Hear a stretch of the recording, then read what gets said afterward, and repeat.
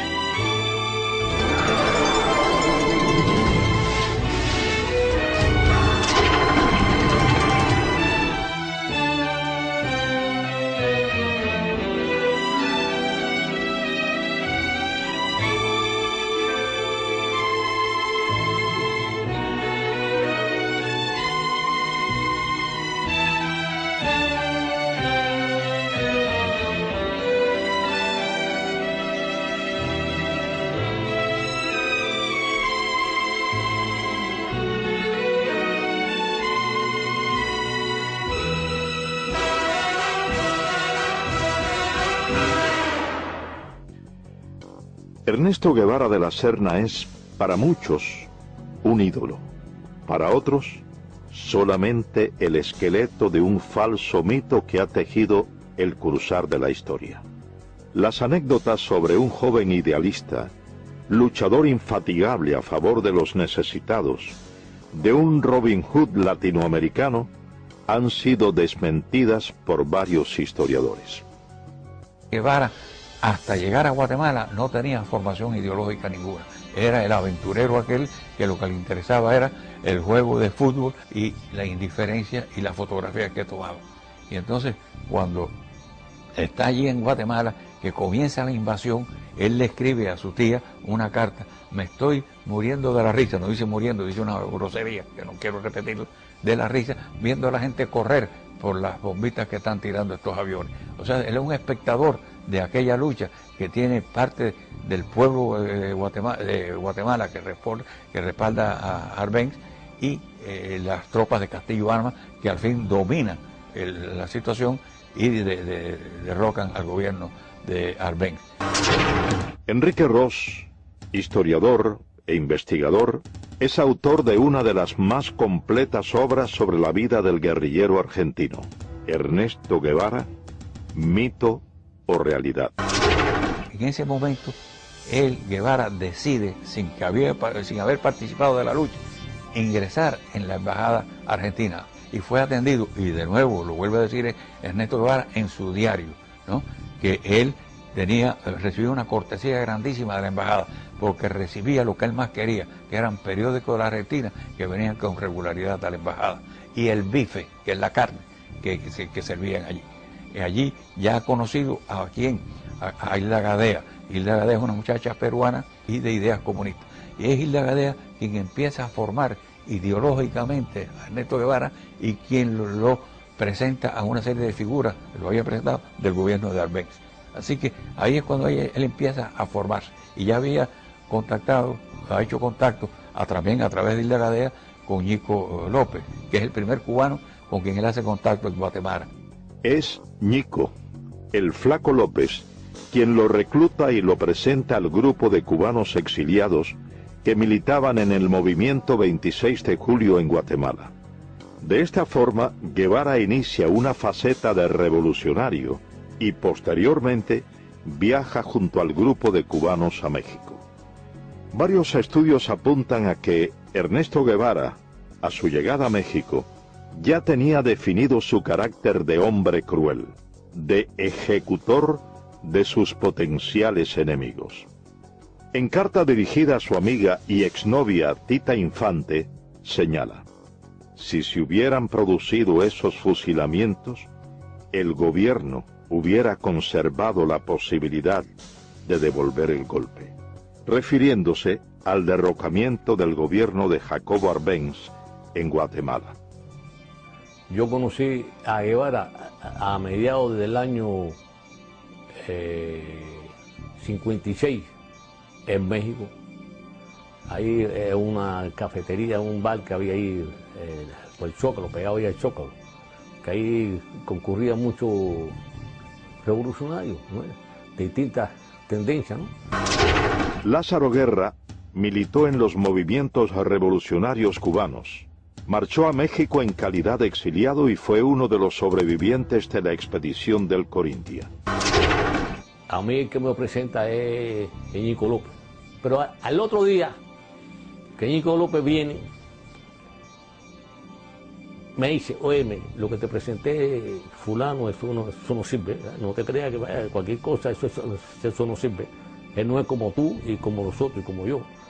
Este tipo es un tipo maquiavélico, ¿sabes? Y él es que le lleva y trae a Fidel todo el trajín de nosotros. Es un tipo repugnante, ¿no? Que Fidel llegaba y él decía, iba corriendo, ¿no?, para donde estaba Castro, ¿no? Y Castro, fíjate, le gustaba que lo adulen, ¿no? Esa es la persona de él. Sí, él vino a pedirme ayuda. Me dijo que había 11 cubanos durmiendo en el suelo en el departamento de María Antonia González. Una pobre mujer en un departamento muy chico y estaban durmiendo en el suelo. Y aquello me tocó el alma. Y le dije, mándame 7 o 8 para acá, yo les haré una comida al día y alojamiento. Orlando de Cárdenas, periodista, fue amigo de Fidel Castro.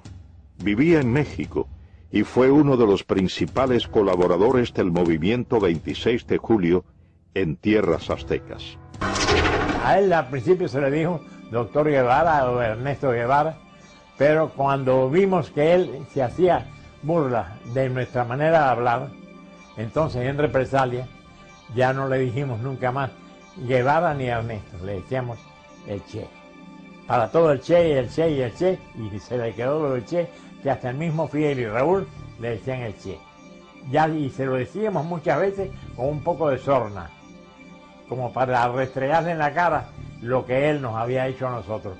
Nunca nos vio completamente como compañeros. Guevara nunca llegó a intimar totalmente con el grupo de jóvenes revolucionarios cubanos. Cuentan quienes compartieron con él el entrenamiento militar en tierras aztecas que su desprecio hacia los cubanos siempre se hacía sentir. Sentimiento que extendía a los negros y al pueblo mexicano, a quienes constantemente menospreciaba.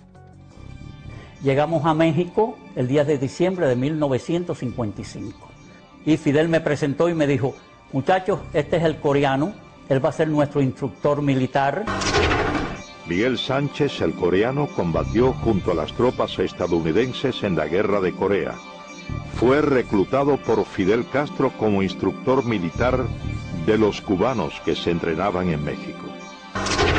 Allí en la casa de María Antonia González conocí a Ernesto Guevara de la Serna, que después le decían el Che, todavía le decíamos el Chancho, porque él tenía poca afición por bañarse y siempre tenía un olorcito arriba que olía como a riñón hervido.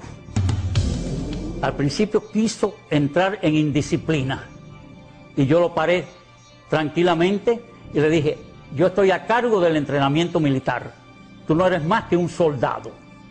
Se me puso a echar una sonrisita y yo le dije, 20 planchas, Ernesto Guevara de la Serna, y dio las 20 planchas.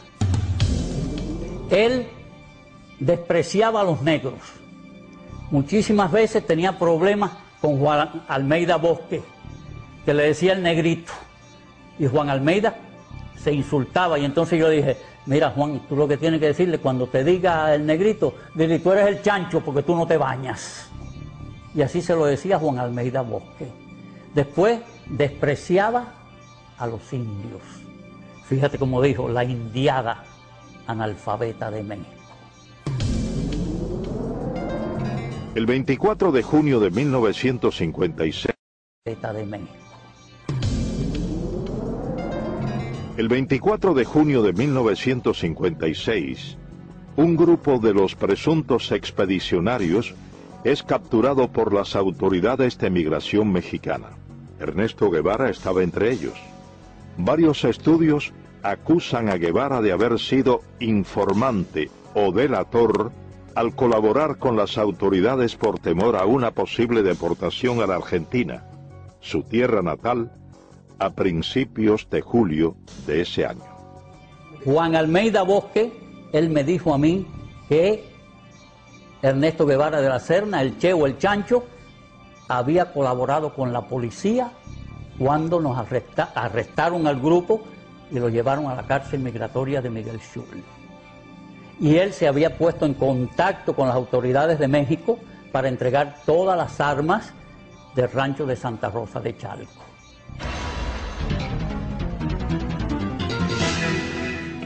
A la salida de la cárcel Miguel Schultz en México, Ernesto Guevara aún tenía dudas sobre su futuro y en particular sobre su propósito de participar en la expedición a Cuba. En carta dirigida a su madre le manifestó su intención de cambiar los planes y viajar a Europa y a la China de Mao. Finalmente, Ernesto Guevara de la Serna llegó a formar parte de la expedición del Granma, sobrevive el combate de Alegría de Pío y logra posteriormente internarse junto al reducido grupo de sobrevivientes en la Sierra Maestra. Aproximadamente 2 meses más tarde, en carta fechada enero 28 de 1957, a solo 6 días de haber reconocido matar a un hombre por primera vez en el combate de Llanos del Infierno, Guevara le expresa a su entonces esposa, la peruana Hilda Gadea, quien posteriormente la publicara en su libro Ernesto, la memoria del Che Guevara. Querida vieja, estoy en la manigua cubana, vivo y sediento de sangre. Una vez se coge un guairo que no estaba, que según los datos, según todo coincidía que él era chivato del ejército, ¿no? Pero no había una seguridad concreta, el tipo nunca confesó. Jaime Costa fue asaltante del cuartel Moncada, expedicionario del yate Granma y comandante del ejército rebelde. Fue enviado por Castro a reagrupar a los miembros del movimiento 26 de julio, exiliados en Centroamérica. Entonces se formó el tribunal y acordamos que no hay una seguridad que él haya sido un delator de una operación. Por lo tanto, no se puede quitarle la vida. Y el Che dice, bueno, si no la quitan ustedes, se la quito yo. Entonces todo el mundo se viene mirando ahí, ¿por qué tú lo vas a matar, chico? Tú ves que tú no eres cubano. Es un cubano. Y no ha confesado que es delator. Y Ramiro dice que no se puede fusilar como presidente de ese tribunal. Y en ese momento, ¿qué más grado tiene? Y entonces él sacó la pistola y lo mató ahí. Y ahí donde el Che tiene la frase esa, ante la duda no hace más nada, hay que fusilarte.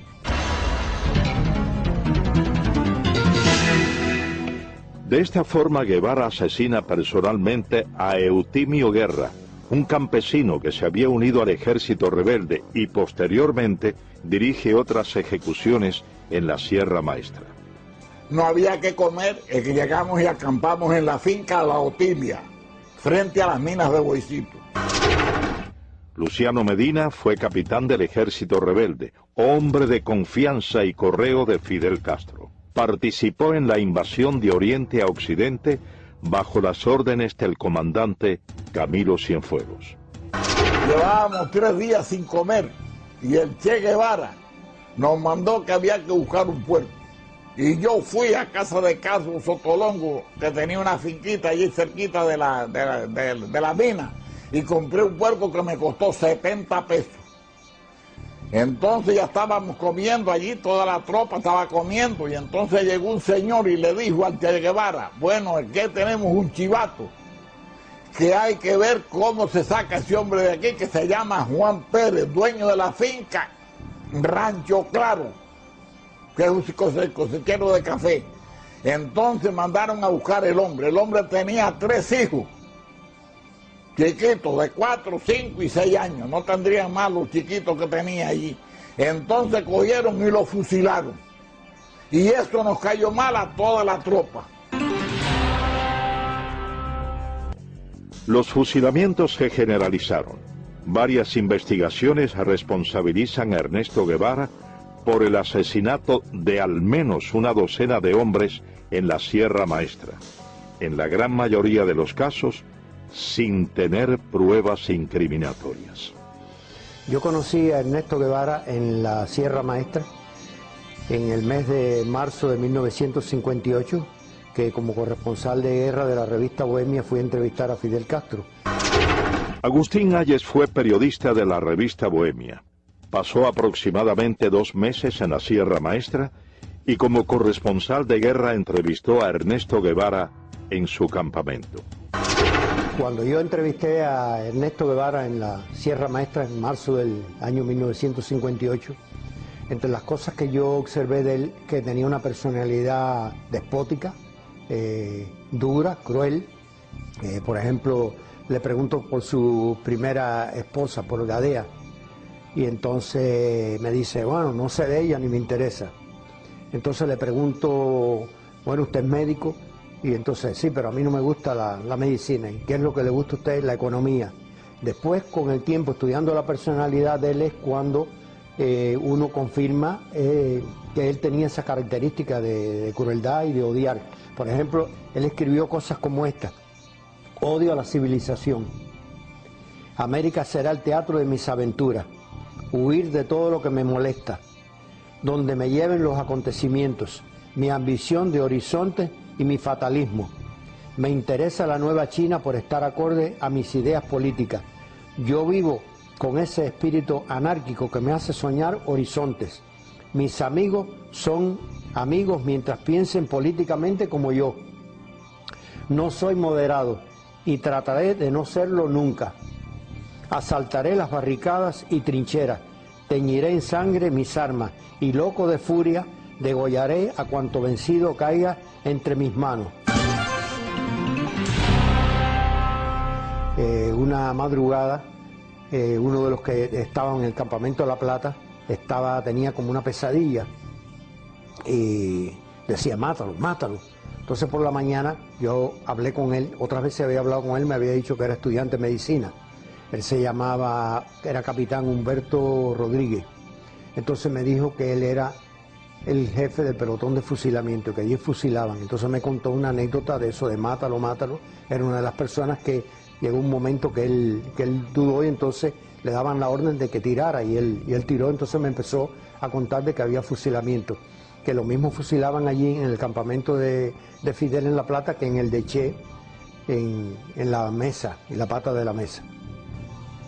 En una ocasión me dijeron que iban a haber un fusilamiento, que si yo como periodista quería verlo, yo dije que no. El camarógrafo que estaba conmigo era Guayo, Eduardo Hernández Guayo, le decíamos. Y entonces tampoco fue. Pero sí había muchos testimonios allí de que él fusilaba. Otro de los elementos que caracterizaron a Ernesto Guevara de la Serna fue su inoperancia táctico-militar. A pesar de haber sido nombrado por Fidel Castro como jefe de una de las más importantes columnas guerrilleras, afirman sus compañeros de lucha que Guevara no estaba capacitado militarmente. Yo conocí a Guevara desde antes de ser comandante yo, en la Sierra Maestra. Yo llegué a la sierra procedente de Costa Rica cuando ya había varios meses de lucha. Y pues nos relacionamos y me tocó hasta estar bajo las órdenes de él por un tiempito, varias semanas, y lo conocí de cerca. Uber Matos fue comandante del ejército rebelde.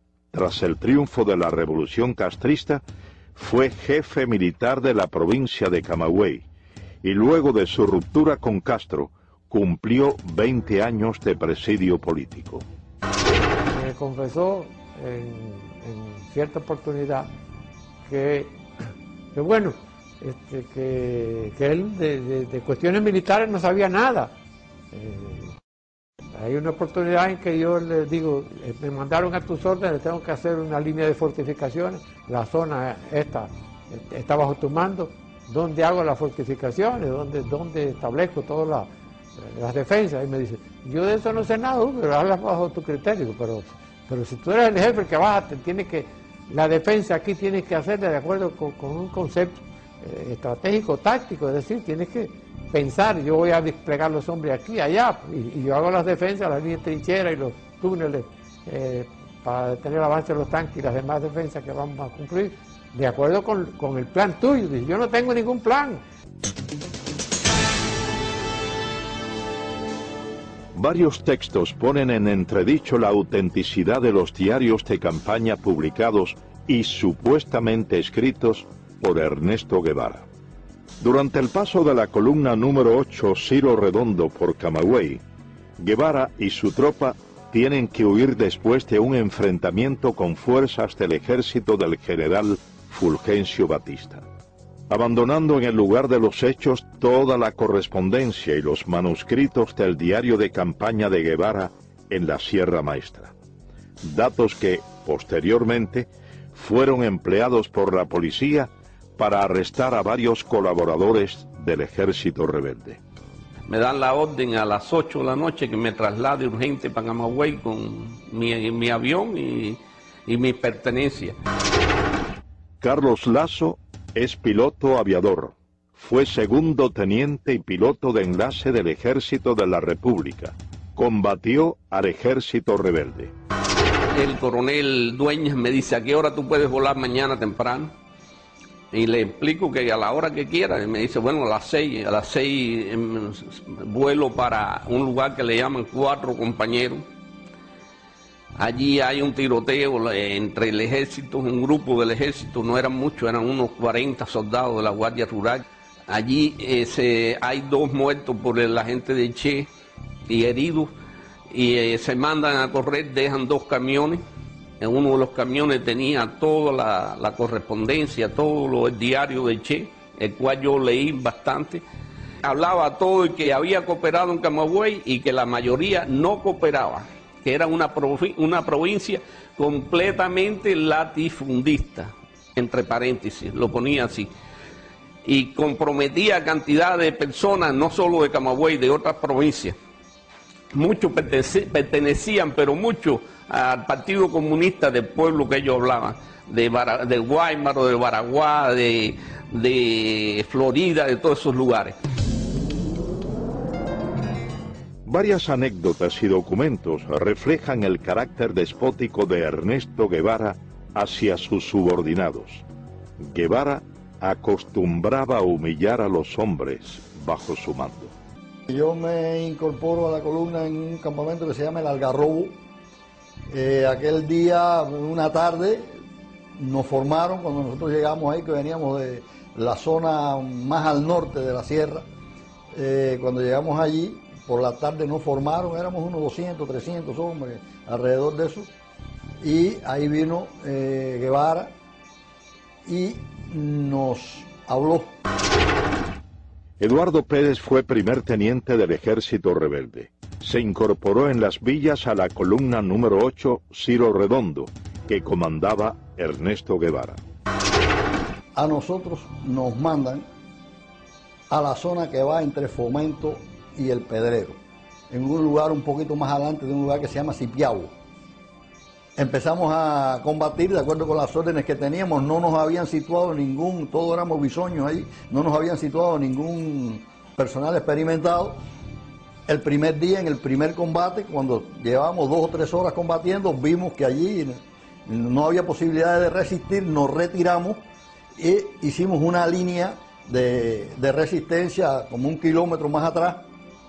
Ahí mandaron a alguna gente experimentada, 4 o 6 gente experimentada, entre ellos Rogelio Acevedo, los mandaron a esa línea de combate y ahí estuvimos combatiendo 3 días continuados.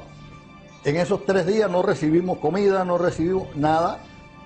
Y en el tercer día viene Camilo, que traía unas armas de Yaguajay, y vino hasta el Pedrero. Cuando llega Camilo al Pedrero, los otros que están allí, nadie se atreve a mandarnos nada de comer. Cuando llega Camilo, allí al Pedrero, el Che no está, y Camilo empieza a preguntarle cómo está la situación. Y Camilo dice, pero ven acá, y a estos hombres, ¿por qué no le mandan comida? No, porque el Che dice que no, pues se tuvieron que retirar de la primera posición que tenía.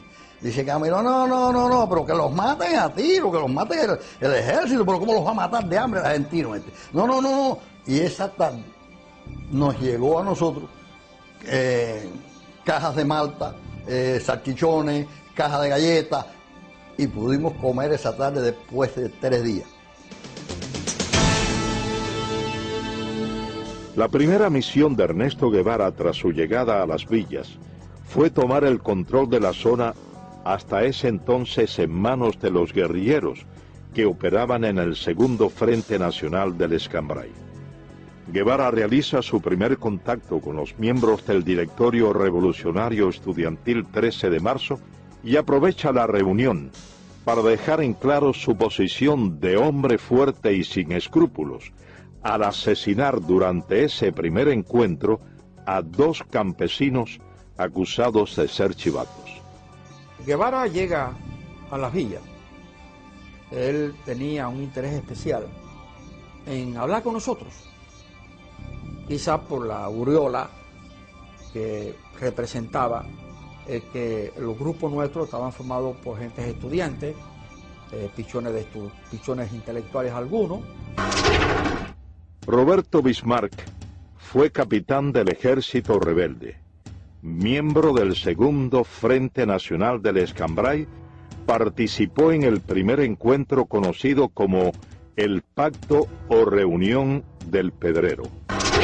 Fuimos a la reunión aquella, una reunión que tuvo lugar en el Pedrero, una sección del campamento de nosotros, y allí lo conocimos.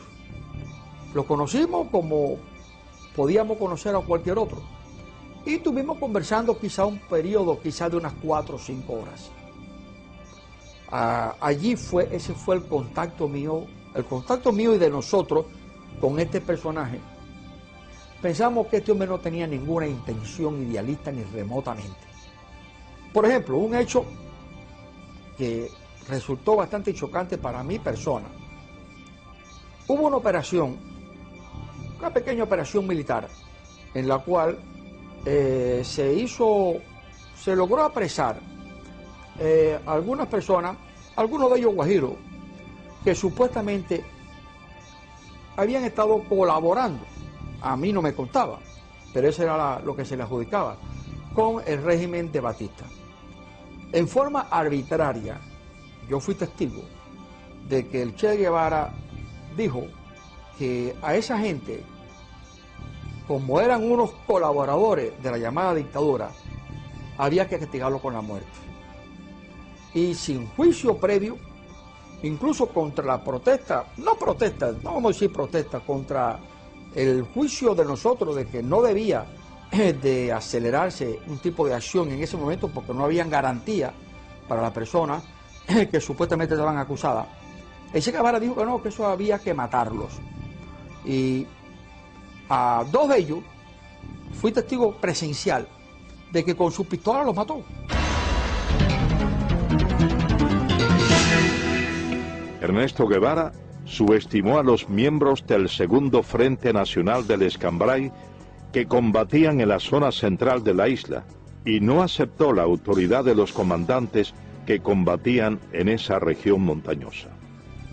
Al entrar el Che Guevara a la provincia de Las Villas, por la parte noroeste de Banao, nos encontramos con él allá, que él estaba acampado con miembros del directorio revolucionario, con el comandante Cubela. Elías Nazario fue capitán del Ejército Rebelde, miembro del segundo Frente Nacional del Escambray y ayudante personal del comandante de la Revolución, Jesús Carrera Sayas. Él y el comandante Carrera tuvieron una buena discusión, ¿no?, por la zona que se estaban disputando, ¿no?, porque ya el Che venía diciendo que era comandante en jefe del Escambray no era cierto porque el comandante jefe del Escambray era Eloy Gutiérrez Manoyo en aquel momento. Y la discusión fue fuerte, pero fuerte, en la que Jesús le dijo, tu zona es la tuya y la mía es la mía. Y si brinca la zona mía, vamos a tener problemas. Porque Guevara nunca le contestó a él. Agachó su cabeza y dejó escapar, vaya, Y entonces intervino en esa discusión el comandante Armando Acosta Cordero, estaba el comandante Ramiro Valdés, entonces intervino en esa discusión el comandante Armando Acosta Cordero, estaba el comandante Ramiro Valdés, el capitán Olo Pantoja cuando era capitán. Es precisamente el fusilamiento del comandante de la Revolución, Jesús Carrera Sayas, uno de los hechos que resaltan el carácter vengativo de Ernesto Guevara de la Serna. Ernesto Guevara fue mandado por Fidel Castro a la sierra del Escambray para quizás evitar que el segundo frente dividiera la isla en dos mitades. Armando Fleites, médico, fue comandante del ejército rebelde y uno de los fundadores del Segundo Frente Nacional del Escambray. El Segundo Frente Nacional del Escambray envió como oficial para las primeras conversaciones con Ernesto Guevara al comandante Jesús Carrera. Jesús Carrera, cumpliendo los acuerdos del Segundo Frente, dio unas cartas y se creó una situación quizás desde ese momento antagónica y difícil entre Guevara y Jesús Carrera. Resultante de esa situación, en el transcurso del año que pasó, pues se fue acentuando la situación personal y nosotros, yo personalmente y unos cuantos oficiales más del Segundo Frente, en la cabaña, le planteamos que si era tanto, no había que hablar mucho, que nosotros lo enviaríamos a buscar y que en un duelo, en una forma frontal, se dilucidaran esas situaciones. Entonces dijo que no tenía intenciones en tener un duelo ni tener una cosa con Carrera. Entonces dijimos, bueno, si es esa situación, pues ya vamos a dar este episodio por terminado, ¿no? Y sin embargo, por órdenes del Che Guevara con Fidel Castro, es que prenden a Jesús Carrera.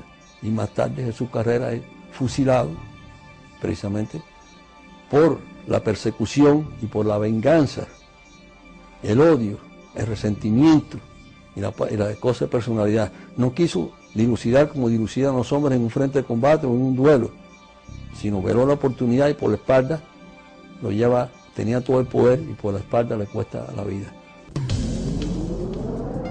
Entre las hazañas injustamente atribuidas a Ernesto Guevara de la Serna está la toma en la ciudad de Santa Clara de un supuesto tren blindado.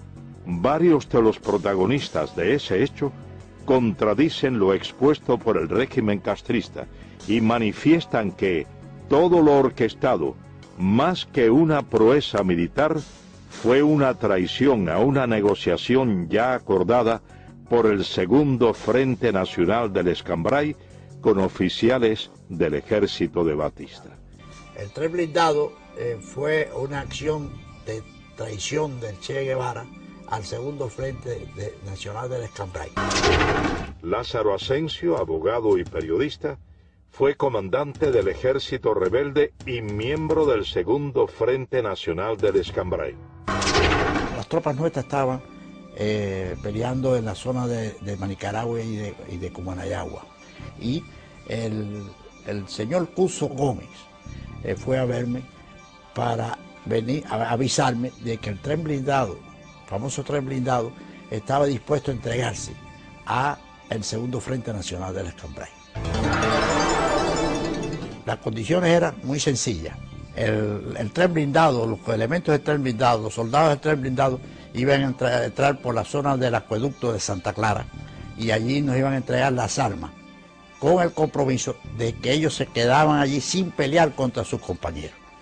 Pero por filtraciones que sucedieron, el Che se entera de esa posibilidad y entonces, ¿qué es lo que hacen ellos? Atacan al tren blindado antes que darle la oportunidad que el tren blindado se entregara a nosotros y ahí se produce el ataque de Santa Clara. Es precisamente a raíz de la entrada a la ciudad de Santa Clara de la columna número 8 Ciro Redondo, comandada por Ernesto Guevara, cuando comienzan las ejecuciones indiscriminadas tal y como había ocurrido en la Sierra Maestra. Guevara ordena, sin la realización de procesos judiciales, el fusilamiento de varias decenas de personas supuestamente acusadas de haber cometido crímenes o de ser delatores del depuesto régimen. El primero que entra en Santa Clara, la ciudad estoy hablando, es el Che. Y Félix Torres, un viejo comunista de las villas, le va diciendo al Che quién eran los chivatos de Batista. Y el Che, sin más ni menos, los va cogiendo, sin interrogar, y los va matando. En eso entra el segundo que entra en Santa Clara, es Camilo. Y entonces Camilo tiene una expresión, coño, pero aquí se han bañado en vez de con agua, con sangre, porque donde quiera hay un muerto tirado en una esquina. Han acabado con este pueblo.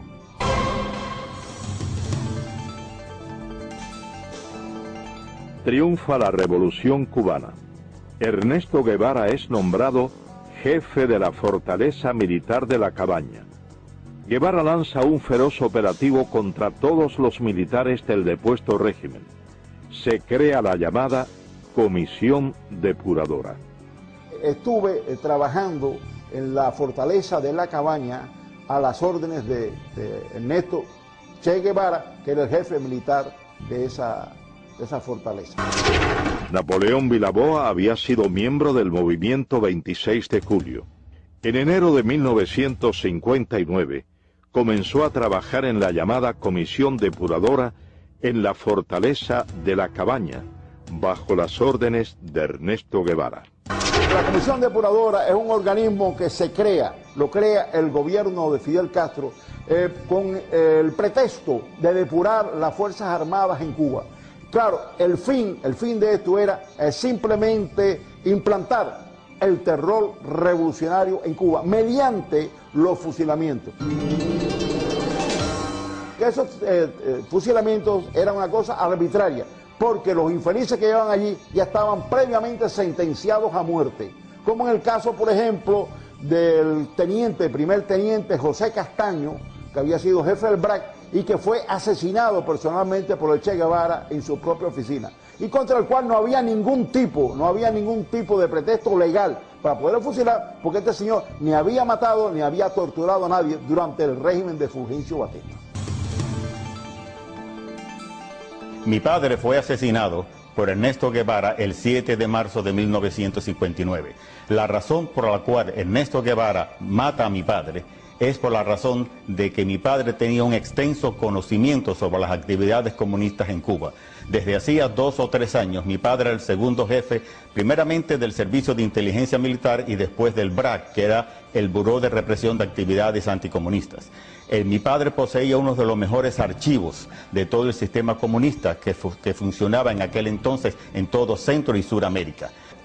Las condiciones en las que fue asesinado, él estaba preso en La Cabaña desde hacía aproximadamente 3 meses, y cuando llegó el juicio, que se hizo el 6 de marzo, se hizo un juicio que prácticamente no tenía sentido. El tribunal lo sentenció a muerte aproximadamente a medianoche, y entonces se hizo una evaluación del caso de Castaño y se mandó una, podemos decir, una comisión para que se hablara con Fidel Castro en ese momento, para que no se matara al teniente Castaño, ya que el teniente Castaño no tenía ningún muerto ni ninguna persona que haya sido herida o maltratada por él. Cuando Fidel se comunicó con Ernesto Guevara le dijo que ya era muy tarde, que la orden ya había sido hecha por él, y él en su despacho primeramente lo interrogó, lo maltrataron físicamente, y como no se podían poner de acuerdo de ninguna forma, el Che Guevara, dándole una vuelta a la oficina con su pistola, le dio 2 balazos en la cabeza. A Ernesto Guevara se le atribuye el fusilamiento de varios centenares de hombres, en su mayoría miembros del antiguo régimen, durante los aproximadamente 4 meses que estuvo al frente de la fortaleza militar de La Cabaña. El Che tenía solamente una divisa: ustedes están aquí para pasar los expedientes rápido. La comisión está trabajando muy lentamente y nosotros tenemos que ir juzgando a todos estos criminales lo más rápido posible. José Vilasuso, abogado, comenzó a trabajar en enero de 1959 bajo las órdenes de Ernesto Guevara como instructor de expedientes en la llamada Comisión Depuradora. Me llamó la atención la forma como él me adoctrina, ¿verdad? La forma como él me dice lo que tiene que ser mi trabajo. Dice, mira, aquí esto es un tribunal muy sencillo, todo lo que ustedes tienen que hacer es instruir los expedientes. El oficial investigador siempre tiene la razón, siempre dice la verdad. O sea, no tenemos más que aceptar, acogernos a lo que él dice en el informe.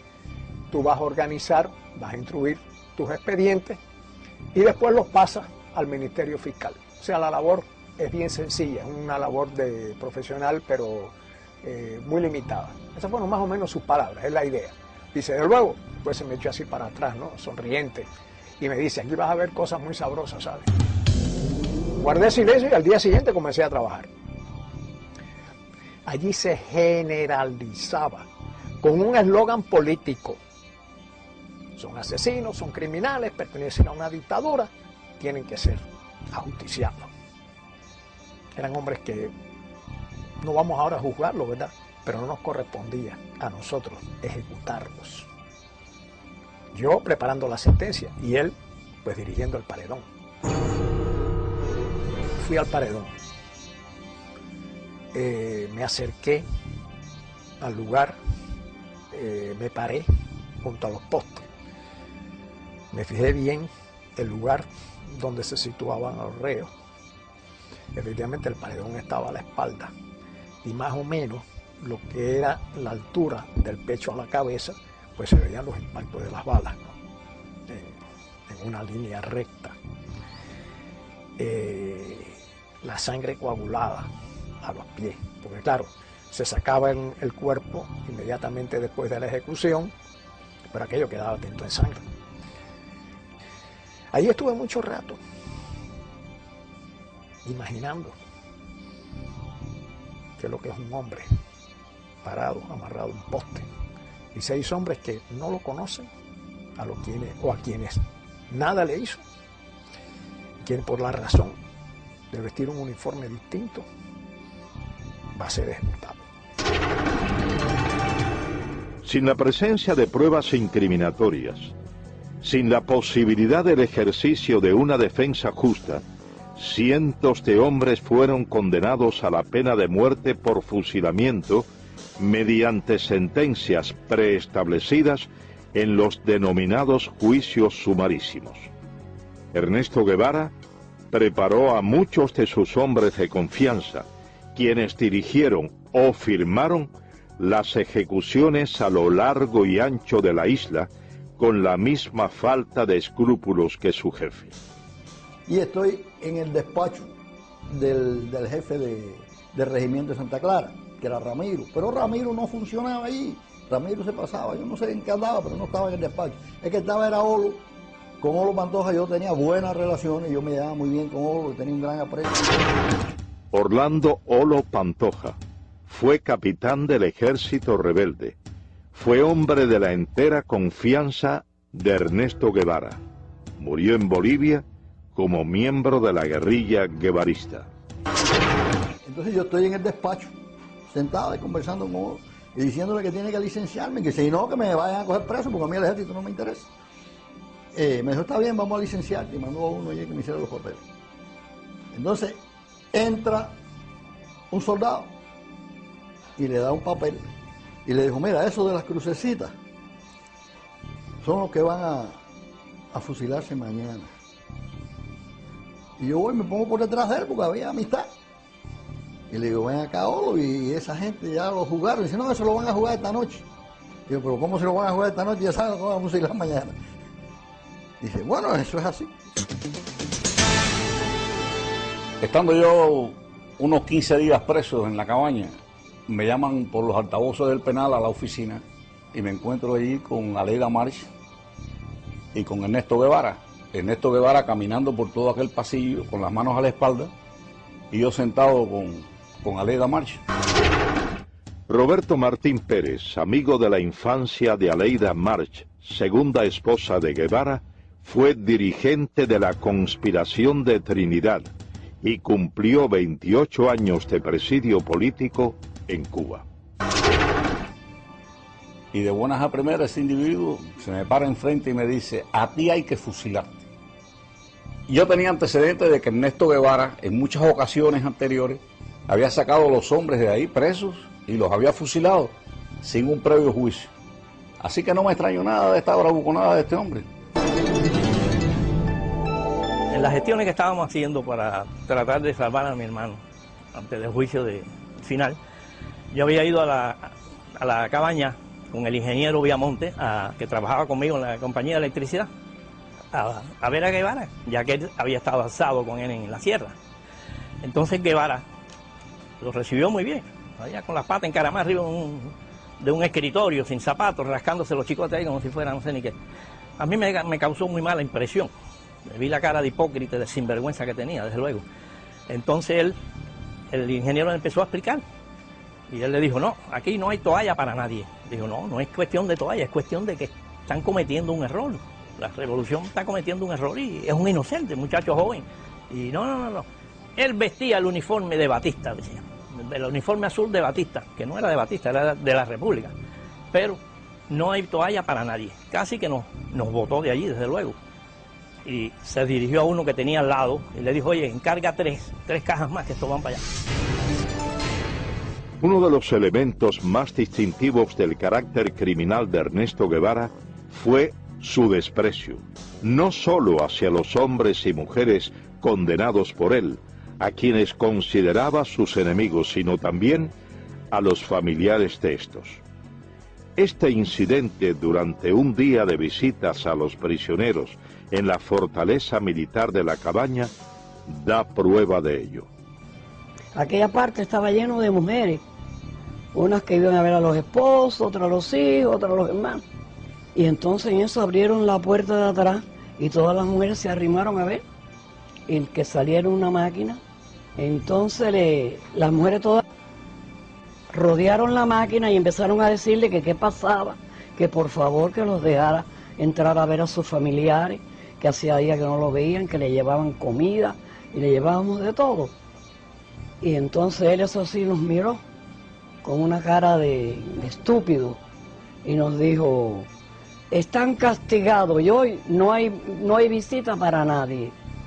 Al decir eso todas las mujeres empezaron a gritar y empezaron a coger el carro y a darle por un lado y por el otro y por el otro y lo movían todo.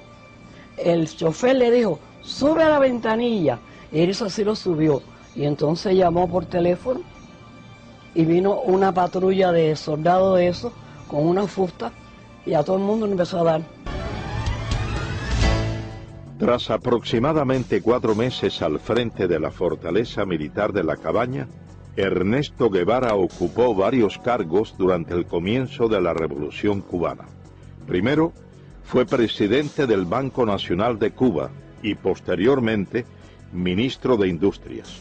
En todos estos, primó su incapacidad profesional y una constante, sembrar el terror como base o medio para el sometimiento. Yo conocí a Ernesto Guevara en el año 1959, cuando Felipe Paso, que con la revolución lo nombraron presidente del Banco Nacional, me citó para diseñar lo que hoy es el Hospital Efigenia Amejeira, ¿no? Nicolás Quintana, arquitecto, fue designado para diseñar el edificio del Banco Nacional de Cuba, posteriormente transformado en el Hospital Hermanos Almejeira. Cuando Ernesto Guevara sustituye a Pasos en el Banco Nacional, lo primero que hace, como que éramos los arquitectos del edificio, nos invita a mi socio Miguel Ángel Muenque y a mí. Yo me encuentro a este señor en el despacho donde tantas veces yo había ido, ¿no? Cuando Felipe estaba, con los pies arriba de las mesas, una bota se la había quitado, las medias estaban rotas y me acuerdo todavía como si fuera hoy los dedos que se meneaban, ¿no?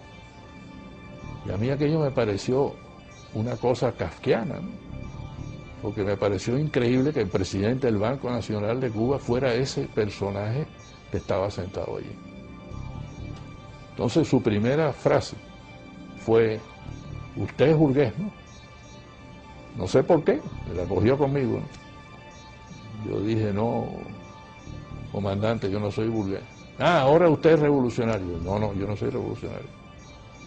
Burgués era mi bodeguero. Yo soy gran burgués. Nací con una cuchara de plata en la boca y me he pasado la mitad de mi vida trabajando para ayudar a los que nacieron sin ella. Por lo tanto, tengo la moral para poder hablar. La respuesta fue: usted tiene 3 alternativas. Me metió los dedos en los ojos. Una alternativa es que usted se va de Cuba. La segunda alternativa son 3. Es que usted se va de Cuba. La segunda alternativa son 30 años. Fíjate con la facilidad, ¿no?, que este señor disponía de la vida de la gente. Y la tercera alternativa, como usted es gran burgués, es el paredón de fusilamiento. Me dicen: óigame, el comandante Guevara ha llamado y dice que quiere que el ministro vaya a verlo al Tribunal de Cuentas. José M. Illán, economista, fue subsecretario de Hacienda y miembro del primer gabinete ministerial de la Revolución Castrista en 1959. Y me dicen: bueno, mire, yo estoy aquí reunido con la Asamblea de los Cultivadores del Tabaco. Nosotros le decíamos los tabaqueros. Y ellos tienen un problema grave. Ellos no pueden pagar los impuestos. Hay que suprimir ese impuesto que ellos tienen que pagar. En ese momento yo me olvidé de que era el comandante Guevara y de que era comandante de la revolución y que era un tipo de tira-tira y que estaba matando gente en la cabaña, y simplemente actué como el profesional que era. En todo el tiempo que estuve frente a ese caballero, en ningún momento me insinuó que nos sentáramos a hablar. En ningún momento movió su mano, y yo tampoco la mía, para estrechar mi diestra. Y su desplante era absoluto ante un civil, un cubano más, que venía aquí y que se había atrevido a decirle que no a lo que él había propuesto. Pero como él no sabía de lo que estaba hablando, era la técnica que muchos de ellos usaban y la gente por miedo no se le enfrentaba. Yo estuve involucrado con Fran País en la lucha contra Batista y durante esa lucha conocí al Che Guevara. José Pepín Pujols fue miembro del movimiento 26 de julio.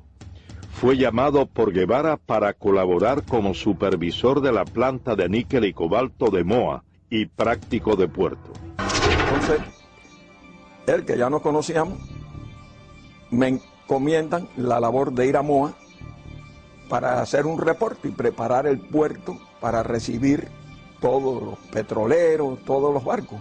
Y cuando yo vuelvo en una de las tantas reuniones que tuvimos en La Habana, entró un ayudante del Che con un montón de papeles y se quedó parado.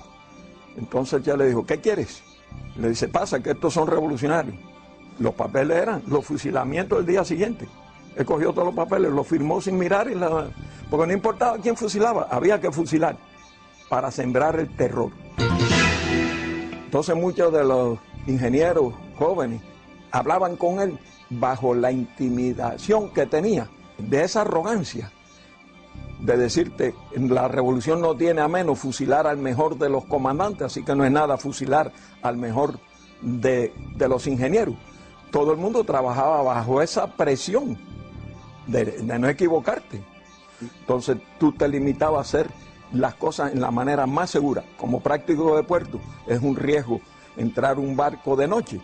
Pues no, cerré el puerto y el barco se tenía que quedar esperando allá afuera, que le costaba, incrementaba el costo de demoras. Pero todo el mundo empieza a trabajar con temor. Ernesto Guevara de la Serna, a pesar de ser tan cruel y despiadado con sus enemigos políticos y practicar el despotismo en exceso y en ocasiones la indiferencia con sus subordinados, siempre sintió temor al enfrentar a Fidel Castro. Varias investigaciones muestran que desde el primer encuentro entre ambos en Ciudad de México, en 1955, Guevara mostró ese sentimiento y Fidel Castro, al constatarlo, llegó hasta abusar del guerrillero argentino. Mientras yo esperaba allí en el tercer piso, hablando con Fidel, ese día que me empezó a preguntar cómo andaban las cosas, y yo igual. José Ignacio Rasco, abogado, compañero de Fidel Castro durante 11 años de la etapa estudiantil, fue llamado por este a colaborar con la revolución en el año del triunfo insurreccional. Y en eso llega el Che Guevara, y el Che Guevara le dice algo a Fidel que había que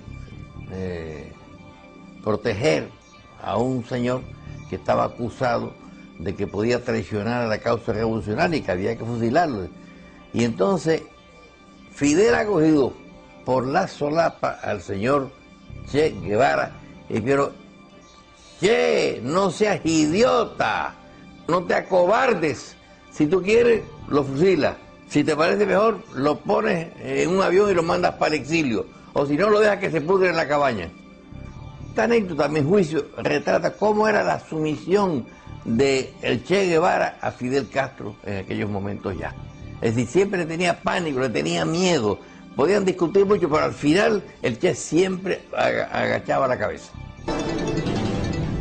Tras apenas 4 años de haber llegado al poder, Ernesto Guevara se convierte en una de las principales banderas propagandísticas de la Revolución cubana.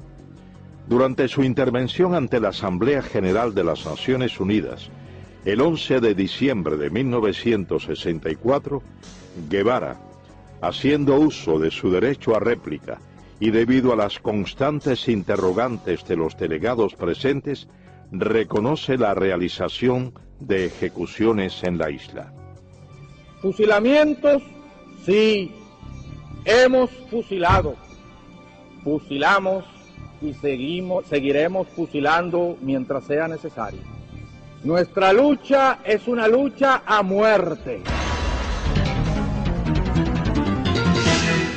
Es precisamente el empleo de la pena de muerte como método para la instauración del terror una de las constantes que caracterizaron a Guevara, quien identificó a los Estados Unidos como su principal enemigo y desató contra este y el denominado imperialismo yanqui una guerra sin cuartel, recabando en los partidos comunistas de Asia, África y América Latina fundamentalmente el apoyo para emprender tales acciones, acciones consideradas hoy como terroristas.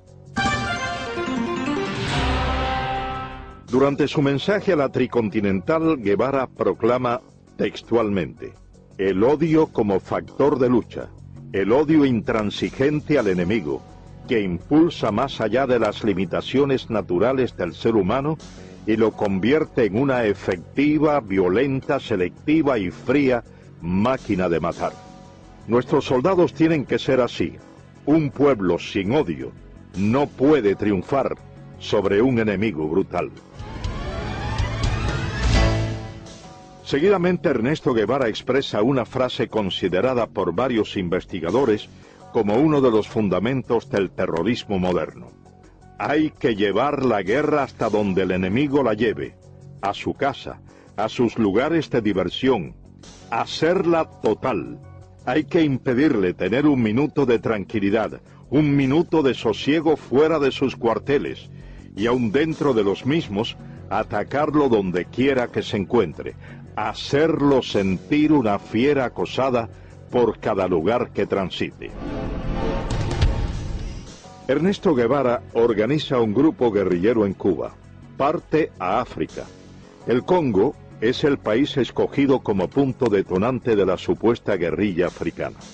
Y llega Guevara al Congo, participa en una serie de batallas, pierde todas las batallas, nadie lo atiende, los dirigentes del Congo no le prestan atención, nos dice que Kabila lo tiene a él como un becario, así como cero a la izquierda, y entonces pierde. Las naciones que rodean al Congo exigen que salgan del Congo los tropas extranjeras, y las tropas extranjeras eran las de Sudáfrica que estaban allí, y también las de Guevara, el grupo cubano. y se ve obligado a salir del Congo. Pero él no quería regresar a Cuba, porque él ya sabía la enemistad que sentía Castro hacia él. Y hubo una gran presión. Su misma esposa tuvo que ir a Aleida March, al Congo, a persuadirlo y a convencerlo de que regresara a Cuba. Entonces él allí ya ha organizado la idea de ir a Bolivia, porque ya Guevara no cabía en la isla de Cuba junto a Fidel. Tras ser derrotado en África, Guevara regresa a la isla y prepara una nueva aventura. Esta vez, el blanco escogido es Latinoamérica. Junto a un reducido grupo de hombres de confianza, marcha a Bolivia. El 31 de diciembre de 1966 se produce, muy cercano a la finca Ñancauazú en Bolivia, el histórico encuentro entre Ernesto Guevara de la Serna y Mario Monge Molina, secretario general del Partido Comunista Boliviano.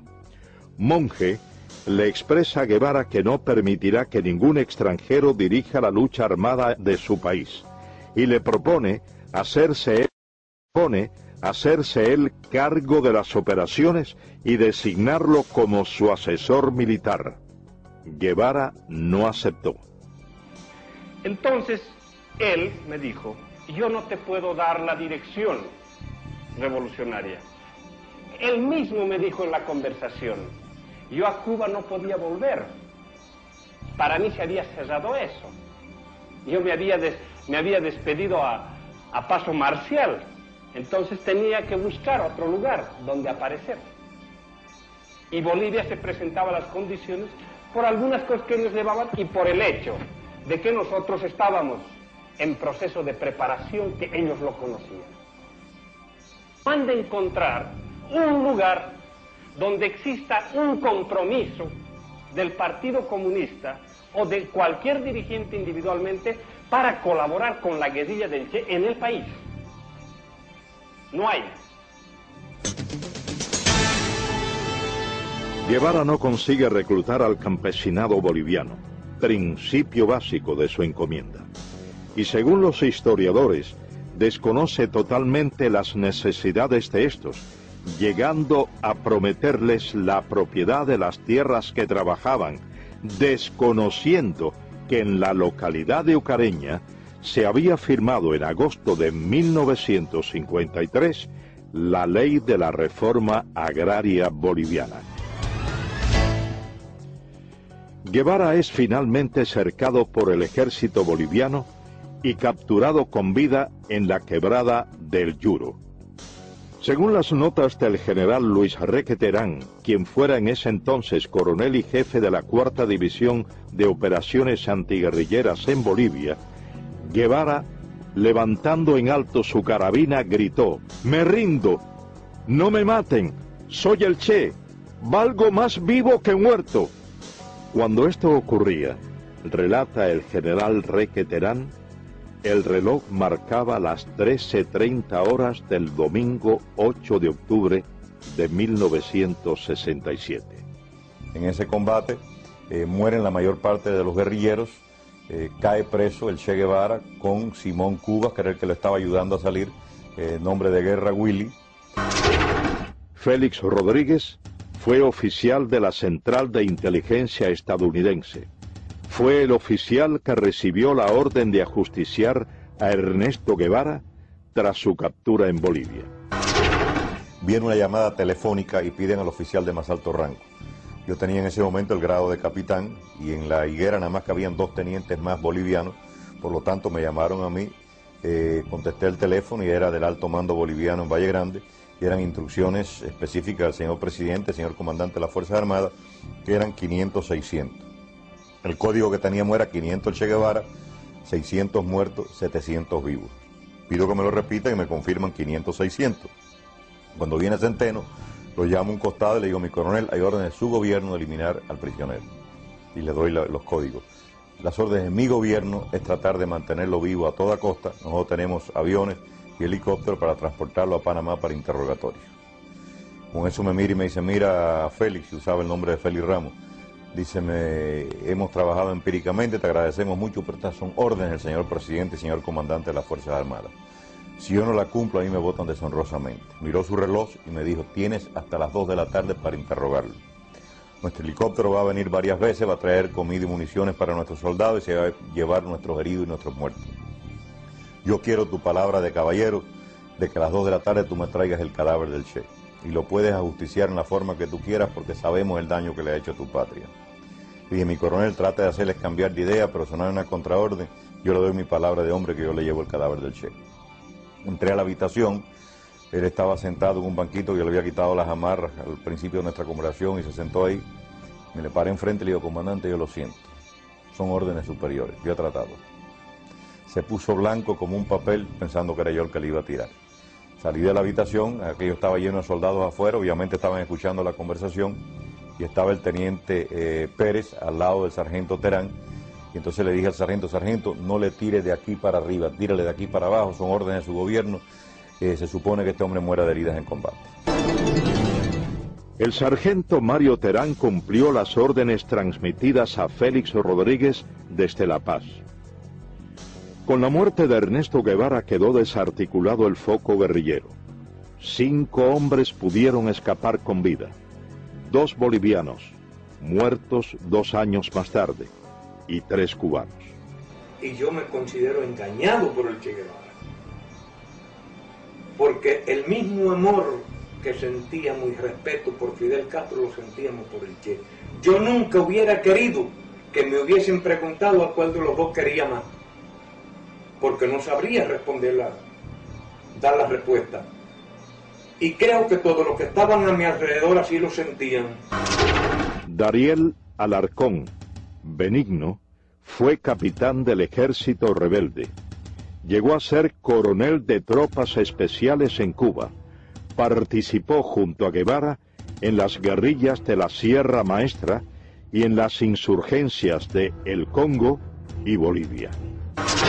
En la mayoría del pequeño grupo que habíamos allí, cubanos, todos habíamos pasado academias militares y que estábamos preparados ya militarmente. Yo, que era uno de los más brutos, ya podía dirigir una división.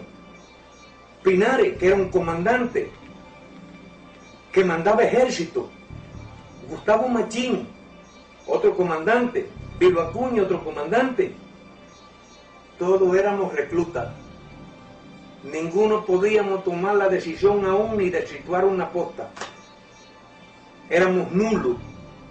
Entonces, ¿por qué no aprovechó nuestra capacidad militar? Yo se la demostré, porque yo fui el ametralladorista, fui el explorador, fui el punto de vanguardia, pero después que quedamos, el día 8 de octubre, que quedamos 6, yo saqué 5 hombres hasta la frontera, con Chile, después de caminar 3.500 kilómetros, con 3 divisiones del ejército persiguiéndome día y noche, y le hice más baja al ejército que cuando éramos el grupo completo. Rompimos 14 cercos al ejército y perdí un hombre, pero atravesamos la selva y atravesamos el altiplano y salimos a Chile. Por eso yo digo que hubo una parte en él y fue el de no darnos a nosotros la participación que tenía que darnos, no darnos a nosotros el derecho a discutir las cosas internas de la guerrilla. Él las pensaba, él las elaboraba y él nos las transmitía. Y lo que él dijera, él era lo que había que hacer. Nosotros no teníamos ni voz ni voto.